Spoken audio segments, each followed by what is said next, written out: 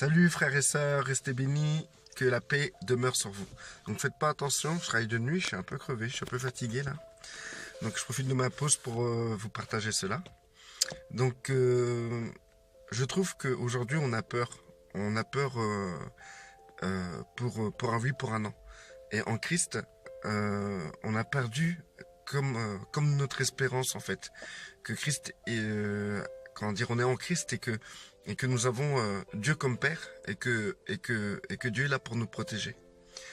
Et du coup, j'ai réfléchi un peu à tout ça et je me dis c'est vrai que en vérité on passe trop de temps sur les réseaux sociaux, par exemple sur Facebook, sur YouTube ou sur d'autres réseaux, et aussi à la télévision, les informations.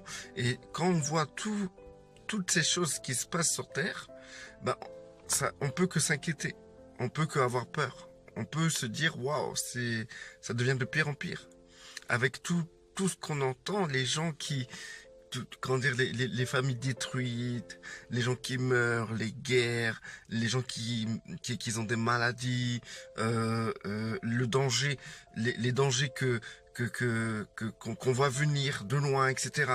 Les vaccins, tout ça, les choses qui sont néfastes, on a l'impression que la société veut nous détruire, etc. Bon, c'est vrai que quand on établit la liste de tout ce qui se passe, on a de quoi avoir peur. Mais est-ce que nous, en tant qu'enfants de Dieu, nous devons avoir peur ou devons-nous réagir comme les gens qui n'ont pas Dieu, les gens qui ne croient absolument pas que Dieu peut faire quelque chose dans leur vie et que Dieu a comment dire, à chacun de leur vie entre ses mains. Est-ce que vraiment notre réaction doit être semblable à ceux qui n'ont pas d'espérance? Bien sûr que non. Et il est important aujourd'hui, il est important de se poser, de s'asseoir un peu, de réfléchir sur tout ce qui se passe et de la manière dont on réagit, de la manière dont on fait confiance à Dieu. Vous savez, moi j'avais une peur, c'était par exemple sur l'autoroute, quand je prends de bouger en voiture avec ma famille en fait, parce que je suis conscient qu'il y a des tas d'accidents tous les jours, hein, tous les jours il y a des accidents, il y a des morts, hein, qui meurent sur la route, et je suis conscient de ça.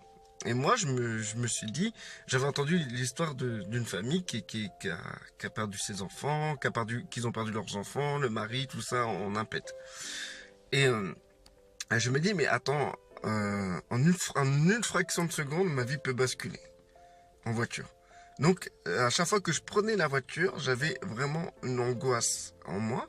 J'avais vraiment peur de prendre cette voiture, de rouler avec ma famille dedans et, et j'avais vraiment peur qu'il m'arrive un accident, quoi, que je perde mes enfants ou qu'il y arrive un truc à ma femme, etc. Et cette peur était tellement forte. Et, euh, et j'ai réussi à combattre cette peur qui parfois revient sans cesse me hanter. Mais je la combats. Et, je la combats en me disant tout simplement que c'est pas ma destinée à moi. Si vraiment c'est ma destinée de mourir comme ça, je pourrais pas l'éviter de toute manière.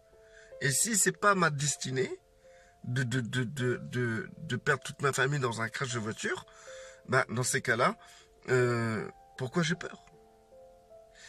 euh, euh, j'avais au début de ma conversation, j'avais une foi énorme envers le Seigneur. Et vous aussi, vous avez eu au début de votre conversion une foi énorme envers Christ, envers notre Père céleste. Donc du coup, euh, euh, cette foi était inébranlable. C'était le premier amour.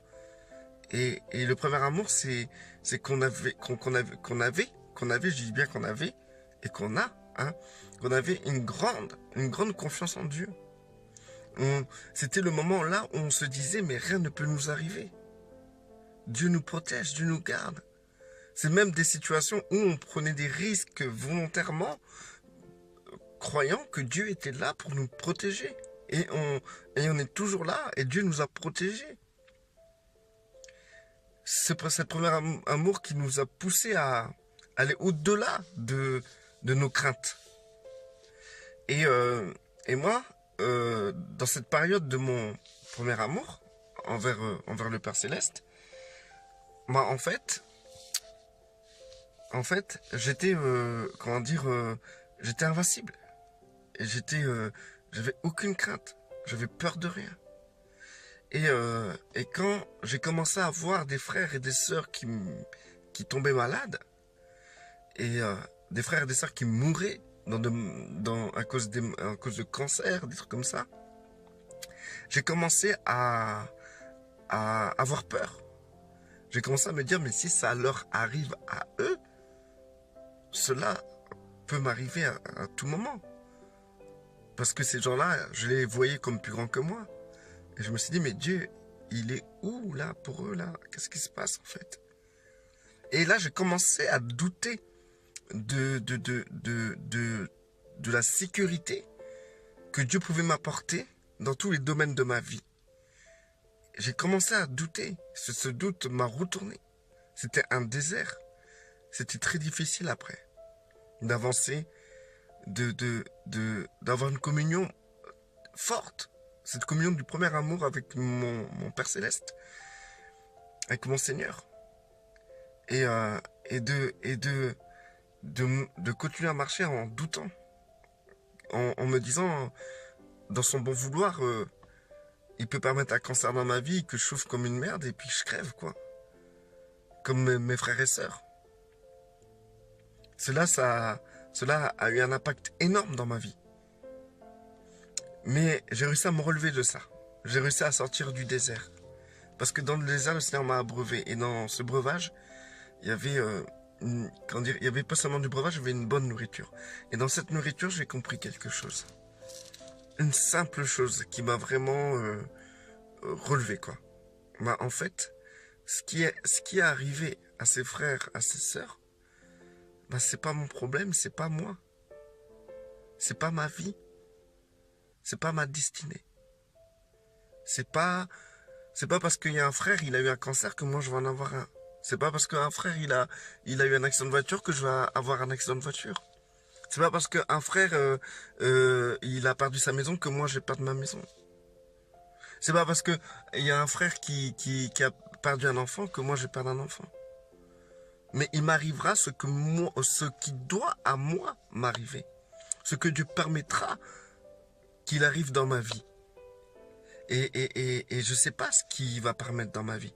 Mais ce que je sais, là où je sens que j'ai le contrôle, c'est que je cherche quotidiennement une communion forte avec mon Seigneur. Une communion forte avec mon Père. Une collaboration incroyable avec le Saint-Esprit. Voilà là où j'ai du contrôle, là où je peux être en paix. Mais tout ce qui concerne l'avenir, tout ce qui concerne moi et pas toi, et pas vous, et ce qui te concerne toi ne me concerne pas moi. Ce qui t'arrivera à toi n'arrivera pas forcément à moi. Ce qui m'arrive à moi n'arrivera pas forcément à toi. Donc tu dois comprendre que le fait d'être face à toutes ces infos qu'on peut voir sur Facebook, YouTube, sur la télévision, tu dois comprendre que en fait, que tu es une éponge qui ramasse toutes ces informations, tous ces trucs de dramatique là, et que tu t'appropries ces choses-là comme quoi ça peut t'arriver. Et ça, c'est parce que c'est ça qui te déstabilise. C'est pas parce que, par exemple, tu vas avoir une information, tu vas lire une information, cette information va parler d'une situation quelconque, d'une situation assez dramatique, où il y a eu des morts, etc. Et d'un coup, tu vas avoir peur, parce que tu vas te dire, cela va t'arriver à toi. Cela peut t'arriver à toi. Mais ce qu'il faut se dire, c'est pas que cela peut t'arriver à toi, mais que Dieu sait ce qu'il va t'arriver. Et ce qu'il va t'arriver, c'est pas forcément ce que tu peux lire ou voir en information sur Internet ou sur la télévision. Par exemple, comment dire, si tu entends parler que dans ta famille, il y a quelqu'un qui a eu un accident de voiture et que dans cet accident de voiture, la personne elle a perdu son enfant. Non, on va pas dire dans ta famille, mais dans, dans, dans tes connaissances, voilà. Dans une connaissance, t'as une connaissance qui a eu un accident et qui, dans cet accident, l'enfant n'était pas attaché, il a perdu son enfant. Tu vas entendre ça, tu vas être rempli de compassion. Mais tu ne seras pas seulement rempli de compassion, tu vas être rempli de peur. Peur de quoi? Peur que cela t'arrive. Donc, cela va accentuer ta compassion. La plupart des gens qui rentrent dans une compassion, c'est par peur. Ils vont compatir parce qu'ils auront peur que cela leur arrive. Il y a de la peur qui va se créer en eux. Donc, tout ce que tu lis sur Internet, toutes ces choses qui arrivent dans ce monde, ne peut que te créer de la peur. Et la peur de quoi? La peur que cela puisse t'atteindre.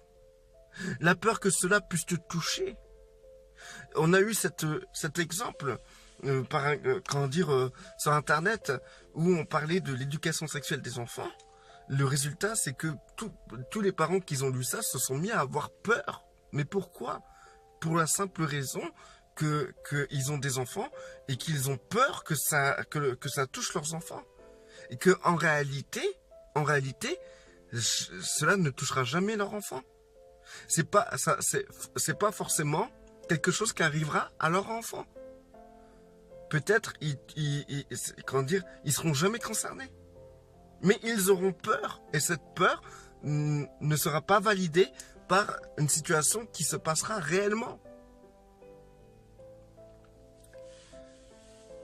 On a perdu notre confiance en Dieu. Avec tout ce qu'on lit, le temps qu'on passe sur les réseaux sociaux, avec toutes excusez-moi de l'expression, mais avec toutes les merdes qu'on peut voir, qu'on peut regarder. Comment vous pouvez pas être angoissé avec tout ce que vous lisez, tout ce que vous voyez là tous les jours? Comment ne pas être touché en sachant que nous sommes des éponges? Et automatiquement, on se réfère à... Quand on vit une situation, quand on voit une situation, on se réfère toujours à nous-mêmes. On est un peu nombriliste. C'est-à-dire qu'on rapporte tout à nous-mêmes. Donc, dès que vous allez lire une histoire dramatique, vous allez voir des images affreuses, vous allez voir qu'il se passe des trucs affreux pour des personnes quelconques, et ben, vous allez ramener ça à vous. Et ça va vous créer de la peur parce que vous allez vous pensez dans votre tête que si ça arrive à eux, ça peut m'arriver à moi. Ça peut arriver à nous. Donc, du coup, automatiquement,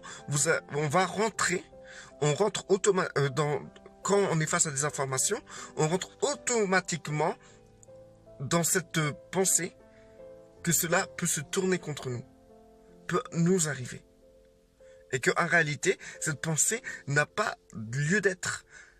La seule pensée que nous devons avoir et qui est totalement concrète, c'est simplement la volonté de Dieu dans ta vie et ce que Dieu, dans sa puissance, pourra faire dans ta vie. Ce qui compte, c'est simplement ce que Dieu aura décrété dans ta vie. Et ce que Dieu aura décrété dans ta vie, c'est ça la réalité. Et cette réalité-là, il n'y a personne qui pourra aller contre ou pour.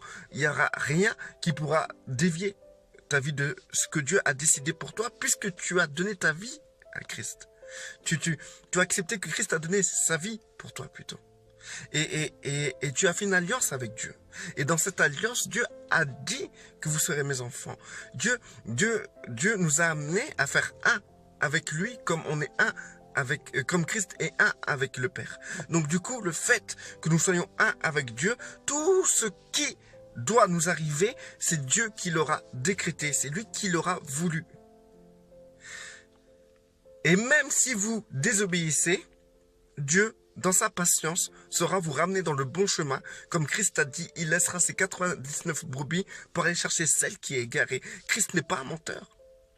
Nous nous sommes égarés dans notre confiance en Dieu. Nous nous sommes égarés parce que, au lieu d'être dans l'espérance, au lieu d'être dans la paix qui vient d'en haut, la paix qui surpasse toute intelligence. Au lieu d'être dans le repos, bah, on est tout simplement paniqué. Et tu mets un chrétien et quelqu'un du monde, l'un à côté de l'autre, on ne ferait pas la différence sur leur manière de percevoir leur vie, leur personne au milieu de ce monde. Maintenant, ce qui arrive aux autres n'arrivera pas forcément à vous. Et aujourd'hui, au lieu de vouloir créer toutes des circonstances matérielles, physiques, psychologiques ou autres pour te défendre face à tout ce que tu entends, au lieu de perdre ton temps à créer une base de défense par rapport à tout ce que tu entends, créer une bonne communion avec ton Père céleste, avec le Saint-Esprit et notre Seigneur. Créer une bonne communion et tu pourras comprendre au moment voulu ce dont tu dois faire, ce que tu dois éviter, là où tu dois aller, là où tu ne dois pas aller et comment réagir dans n'importe quelle circonstance. C'est un peu comme à l'instar de Joseph qui a vu un ange lui parler pour lui dire de partir en Égypte parce que t'as le roi Hérode qui voulait tuer l'enfant Jésus-Christ. Ayons confiance en Dieu, retrouvons notre confiance en Dieu. Parce que si tu as peur, ça veut dire quoi?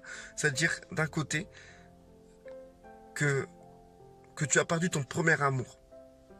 Parce que si tu regardes bien, quand tu étais dans le premier amour, ben, tu étais prêt à soulever des montagnes. Aujourd'hui, tu as peur. Restez bénis, frères et sœurs, et demeurez en paix.